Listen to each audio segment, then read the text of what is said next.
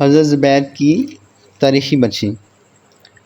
اس کے بعد سعد بن العاص کا بیٹا عبیدہ سر سے پاؤں تک لوہے کے لباس اور ہتھیاروں سے چھپا ہوا سب سے باہر نکلا اور یہ کہہ کر اسلامی لشکر کو للکارنے لگا کہ میں ابو کرش ہوں۔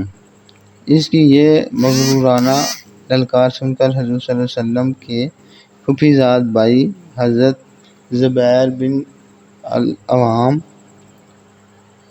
رضی اللہ عنہ جوش میں بھرے ہوئے اپنی برچھی لے کر مقابلہ کے لیے نکلے، مگر یہ دیکھا کہ اس کے دونوں آنکھوں کے سوا اس کے بدن کا کوئی حصہ بھی ایسا نہیں ہے جو لوہے سے چھپا ہوا نہ ہو۔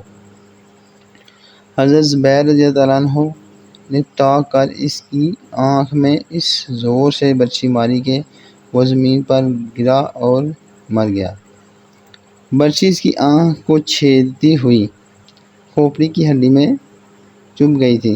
حضرت زبیر رضی اللہ عنہ نے جب اس کی لاش پر پاؤں رکھ کر پوری طاقت سے کھینچا تو بڑی مشکل سے برچھی نکلی، لیکن اس کا سر مڑ کر خم ہو گیا۔ یہ برچھی ایک تاریخی یادگار بن کر برسوں برق بنی رہی۔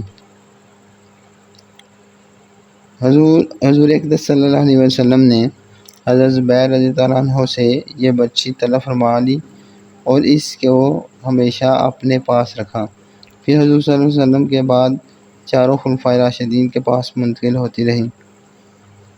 پھر حضرت زبیر رضی اللہ عنہ کے فرزند حضرت عبداللہ بن زبیر رضی اللہ عنہ کے پاس آئی، یہاں تک کہ 73 ہجری میں جب بنو امیہ کے ظالم گورنر حجاج بن یوسف ثقفی نے ان کو شہید کر دیا تو یہ برچھی بنو امیہ کے قبضہ میں چلی گئی، پھر اس کے بعد لاپتہ ہو گئی۔